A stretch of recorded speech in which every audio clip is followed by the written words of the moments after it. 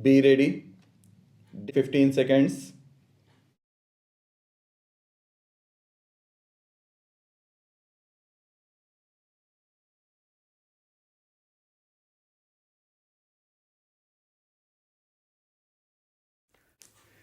Mr. Deputy Speaker, Sir, may I, with your permission, intervene and say a few words in regard to the various matters that have been discussed. My colleague, the finance minister, who is in charge of this particular budget, will no doubt deal with the specific matters that have been raised in the course of this debate.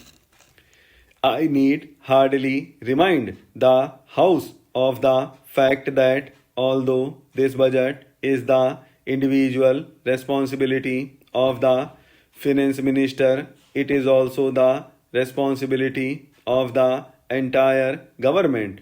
And as Prime Minister, I am entirely responsible for it as well as any other member of the government.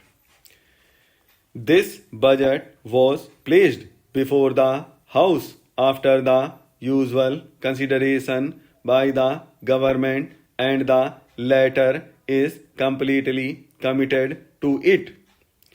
That does not mean that we are not willing to consider any new proposals.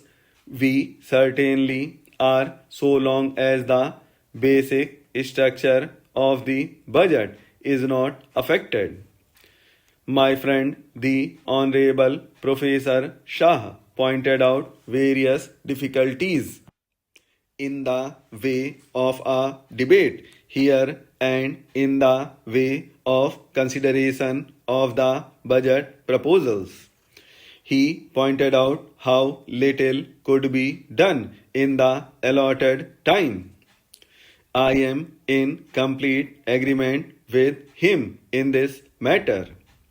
If there are any practical proposals which would enable us to give more time for the consideration of these problems, either formally or informally, I am quite sure that the finance minister will gladly consider them. The real difficulty is, however, more basic, and it is this: the kind of problems which the government has to face now is so vast and intricate that it is impossible for any democratic parliamentary assembly to give enough time for its consideration. It is just question of time. This is not a new difficulty. I remember that long debates on this subject took place in a country like the United Kingdom, where they found that they could not get along with what is really the 19th century procedure in this 20th century of continuous crisis, social problems, and international problems. So, even parliamentary procedure in the United Kingdom has gradually changed, and many matters are left more to the committees than to the House itself. Usually, a principle is decided by the House, and its working out is left to committees. The House cannot find time to consider everything. That is a difficulty inherent in the situation.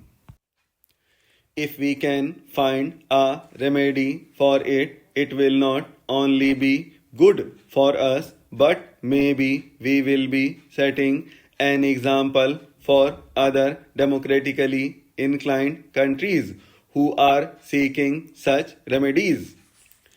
In spite of the fact that Parliament is in continuous session, it is not able to find time to consider in detail all the important matters that come up. We have, in fact, much less time because we are not in continuous session. I suppose our sessions will inevitably become longer and longer so as to enable us to deal with more and more problems and have more and more discussions. Anyhow, I have stated what the difficulty is at present. Though I am in sympathy with what Professor Shah said, I have no easy remedy for that difficulty except to say that we are perfectly prepared to consider together with the honorable members of the House any ideas or suggestions about how to give greater facilities for more intensive discussion of any great problem. Any honorable member referred to the budget speech as being directly or indirectly a survey of all manner of problems, domestic, international, economic, foreign, etc. The House can hardly expect the Finance Minister's budget speech to be a survey of all these tremendous problems, although they have no doubt some bearing on the budget. The world is becoming far too intricate and difficult for us to be able to keep the full picture in view always. As I listened to the honorable member who spoke just now, I was wondering whether we had the larger picture in mind or were getting lost in few minor and secondary matters. For instance, having referred to the government's extravagance, the honorable member went on to say certain things in regard to our bringing forward a bill for giving a pension to the president.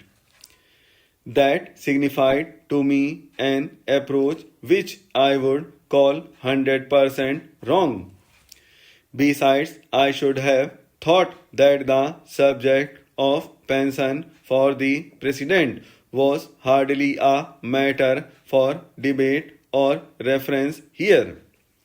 I say, even if this country is starving, even then you have to provide for our president. The honorable member perhaps prefers starvation for the president and himself. I certainly will not stand in his way.